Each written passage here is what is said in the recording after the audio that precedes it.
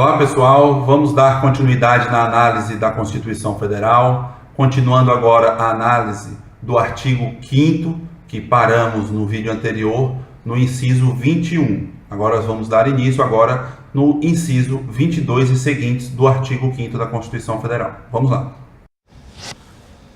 Do inciso 22 ao 26, a gente trata sobre o direito de propriedade e suas nuances. O inciso 22 dispõe que é garantido o direito de propriedade. O inciso 23 dispõe que a propriedade, que é garantida como direito, ela deve atender à sua função social. No inciso 24 trata da desapropriação. A lei estabelecerá o procedimento para a desapropriação por necessidade ou utilidade pública ou por interesse social mediante justa e prévia indenização em dinheiro, ressalvados os casos previstos nessa Constituição. Desapropriação é tirar a propriedade de alguém. Posso fazer isso? A regra é que não.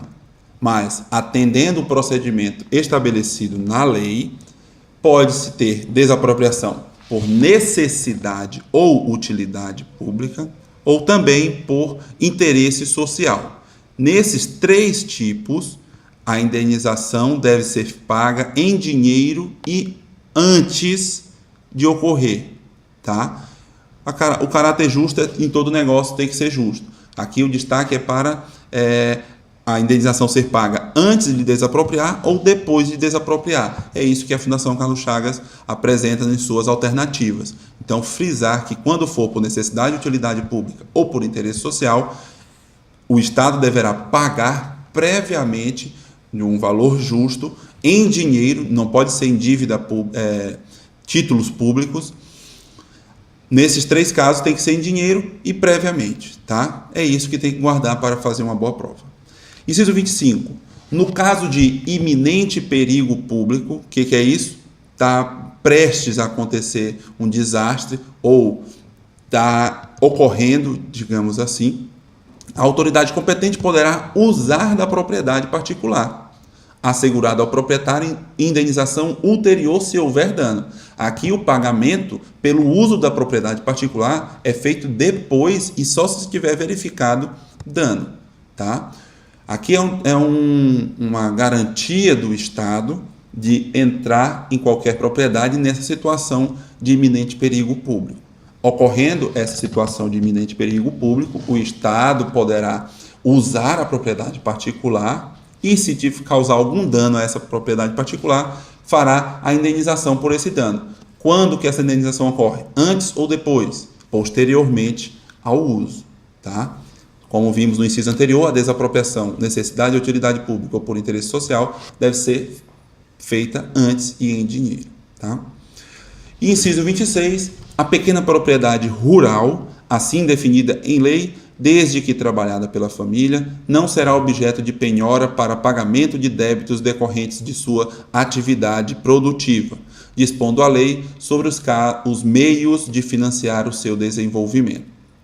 É só entender quando a pequena propriedade rural a lei define o que é uma pequena propriedade rural e desde que ela seja trabalhada pela família, ela não pode ser objeto de penhora para pagamento de débitos decorrentes de sua atividade produtiva, né? A família está devendo algo e eu não posso penhorar aquela propriedade rural para ver o meu crédito garantido, tá? Seguindo, inciso 27, aos autores pertence o direito exclusivo de utilização, publicação ou reprodução de suas obras, transmissível aos herdeiros pelo tempo que a lei dispuser. Observado o tempo disposto na lei, apenas os autores e os seus herdeiros, no caso, quando ele falecer, o autor, o direito exclusivo para utilizar, publicar e reproduzir suas obras, certo? A lei vai estabelecer um prazo. Qual é esse prazo, pessoal? Não precisa saber para essa prova, pessoal. Você atém no que precisa saber para fazer essa prova. Precisa saber que a lei vai determinar um prazo em que o autor tenha direito exclusivo para utilizar suas obras, tá? E é isso que você vai ter um bom êxito na hora da prova. Certo. E isso eu sei que transmite aos herdeiros. Vamos ver o inciso 28. São assegurados no termo da lei a proteção às participações individuais em obras coletivas e a reprodução da imagem e voz humanas, inclusive nas atividades desportivas. Eu protejo aquela manifestação individual quando a obra for coletiva. Não é porque eu estou fazendo uma gravação aqui com várias pessoas que eu tenho que abrir mão dos direitos de algumas delas. Todas elas terão a proteção de seus direitos nessas obras, inclusive de suas imagens e de suas vozes. Apenas aparece a voz da pessoa naquela obra, também a voz é assegurada, certo? E aqui, inclusive, nas atividades desportivas, muito conhecido no futebol, com os direitos de imagem, né?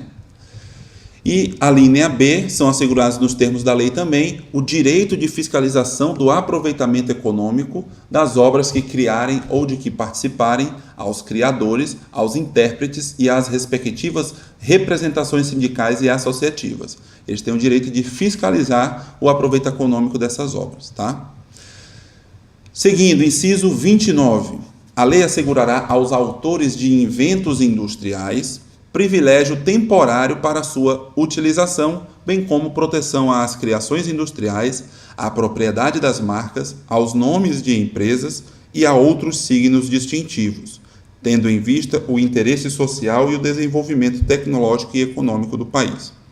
Aqui, para prova, é importante guardar que nos inventos industriais assegura-se um privilégio temporário para a utilização daqueles inventos.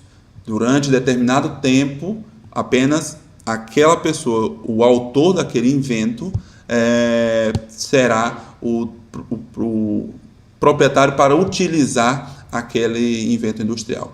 Depois, abre-se para utilização pública, tá? E aqui entra tudo, né? Protege-se a criação industrial, inventos industriais. Protege-se o quê? Criação industrial, propriedade das marcas, os nomes das empresas e os outros signos distintivos dessas indústrias, dessas empresas, tá? Observado sempre o interesse social e desenvolvimento tecnológico e econômico do país. Isso aqui eu não vi muita questão sobre essa parte de baixo deste inciso, apenas a parte de cima, tá? Seguindo, inciso 30. É garantido o direito de herança. Inciso 31. A sucessão de bens de estrangeiros situados no país será regulada pela lei brasileira em benefício do cônjuge ou dos filhos brasileiros, sempre que não lhes seja mais favorável a lei pessoal do de cujus.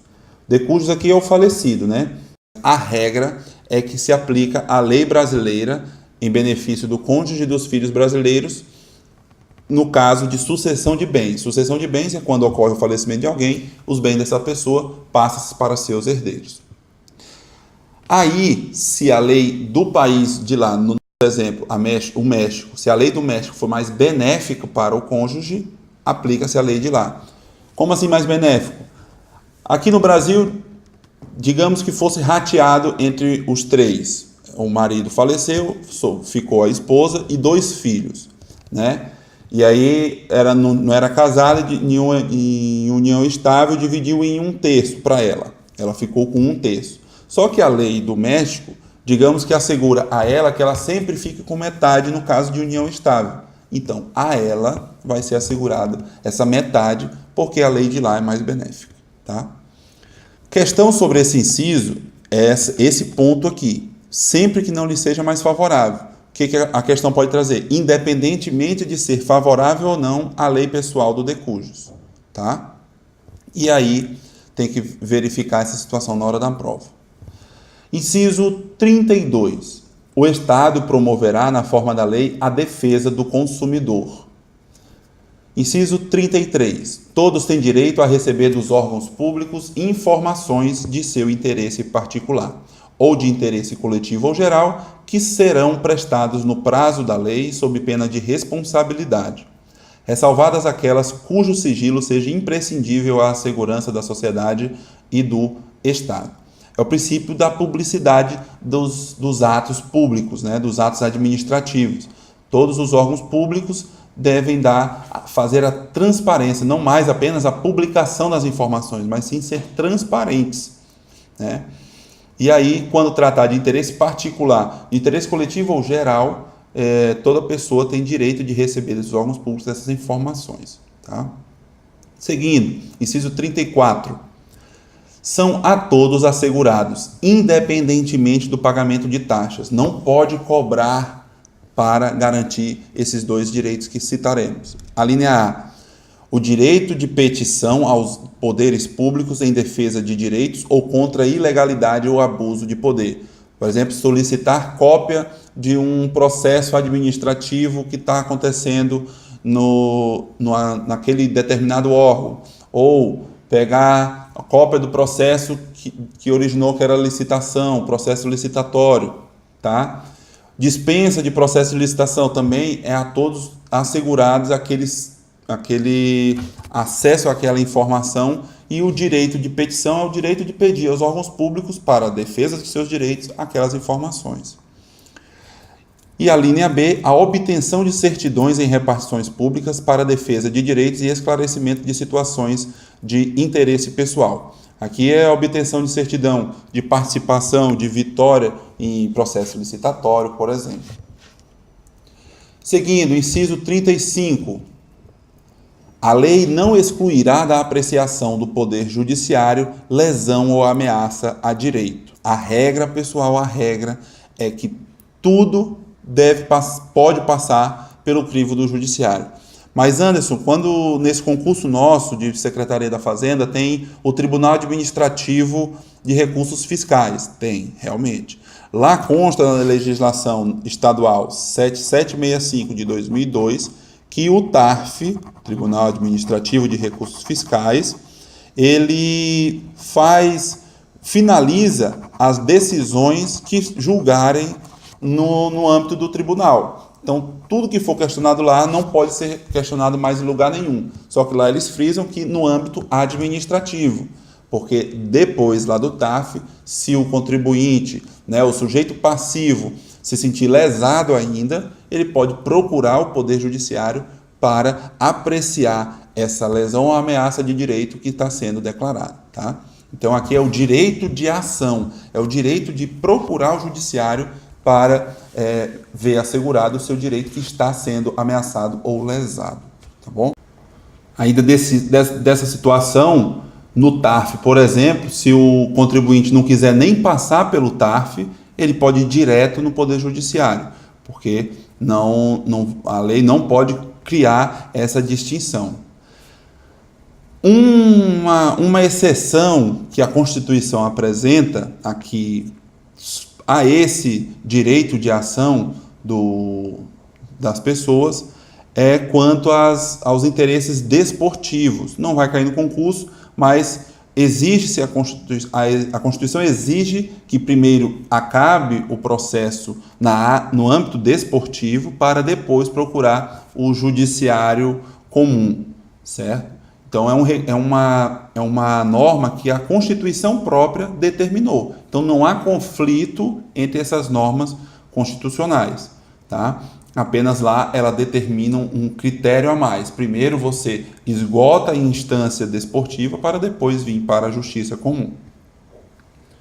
O entendimento do Tribunal do Supremo também é de que na ação de habeas data, o remédio constitucional só pode ser buscado primeiro depois que for negado o pedido da autoridade administrativa. A gente vai ver isso quando tratarmos de habeas data, mas aqui já é uma exceção. Eu não posso ir direto no Supremo solicitando com um processo de habeas data sem nem ter a negativa do órgão que eu queria, aqueles dados que eu queria obter. Então eu preciso primeiro ter a negativa do órgão para poder buscar o judiciário. Essa também é um critério aceitado pelo Supremo para relativizar esse direito de ação. Seguindo, inciso 36. A lei não prejudicará o direito adquirido, o ato jurídico perfeito e a coisa julgada. O que é cada um desses institutos? Resumindo, o direito adquirido é um direito que cumprir os requisitos para eu exercer o direito. Ato jurídico perfeito é aquela ação que foi realizada conforme as regras estabelecidas pela legislação, e coisa julgada é aquela matéria que foi exaustivamente tratada pelo judiciário e que não cabe mais recurso, certo? Seguindo, inciso 37, não haverá juiz ou tribunal de exceção. Isso significa que o princípio do juiz natural, significa que toda matéria tratada, toda discussão havida na sociedade, já existe um juiz predeterminado para tratar daquela discussão, uma justiça competente para tratar daquela situação, seja justiça federal ou estadual, no âmbito criminal, civil, seja na justiça trabalhista, na justiça eleitoral, na justiça militar, já há um juízo previamente estabelecido pela legislação para tratar dos casos que acontecerão, certo? Eu não posso criar um juiz para tratar um caso que ocorreu no passado, certo? A nossa legislação não permite isso. Inciso 38. É reconhecida a instituição do júri com a organização que lidera a lei, assegurados, a linha A plenitude de defesa, a linha B, o sigilo das votações, a linha C, a soberania dos vereditos e a linha D, a competência para o julgamento dos crimes dolosos contra a vida. O que é crime doloso? É aquele praticado com a intenção de fazer aquela ação. Contraposto disso é o crime culposo, né? A ação foi praticada, mas não foi o objetivo que a pessoa tinha, não era praticar aquele crime, mas aconteceu por uma imprudência, por uma imperícia ou por uma negligência, tá? Então essas são os institutos que reconhecem o júri: plenitude de defesa, sigilo das votações, soberania dos vereditos e a competência para o julgamento dos crimes dolosos contra a vida. Questão que cobra disso muda bastante de crime doloso para crime culposo ou crimes dolosos de todas as espécies. E aí não. Tem crimes que são contra o patrimônio, tem crimes que são contra a administração pública, e não são todos, são apenas os crimes que são contra a vida, tá? Atenção disso. Exemplo, um homicídio é contra a vida, um infanticídio é contra a vida, um aborto é contra a vida, tá? Então, alguns crimes que são contra a vida e desde que sejam dolosos. Seguindo, inciso 39, né? Vimos o 38, que é do júri, agora o 39. Não há crime sem lei anterior que o defina, nem pena sem prévia cominação legal. A lei tem que prever uma situação para aplicar no caso futuro. E aqui a lei não pode criar crime, não haverá o crime sem lei anterior que o defina. Se a lei atual não prevê determinada ação como crime, não será crime, tá? Agora, no inciso 40, a lei penal não retroagirá, salvo para beneficiar o réu. A lei atual prevista que puniu o réu previa pena de 20 anos. E a lei que veio no ano seguinte previu que a pena daquela mesma ação passou a ser de 10 anos. Então eu aplico a lei àquele caso concreto anterior, porque beneficiou o réu. Se a lei nova viesse estabelecendo que aquela prática daqueles crimes agora seriam de 30 anos, aí eu não aplicaria ao réu que já foi condenado anteriormente, tá? Então não aplicaria a ele aquela ação. Inciso 41. A lei punirá qualquer discriminação atentatória dos direitos e liberdades fundamentais. Basicamente, esse inciso não tem muitas questões. É a letra seca que compõe esse inciso. Vamos fazer uma pausa rapidamente e, em seguida, voltaremos com os incisos 42 e seguintes do artigo 5º. Até já.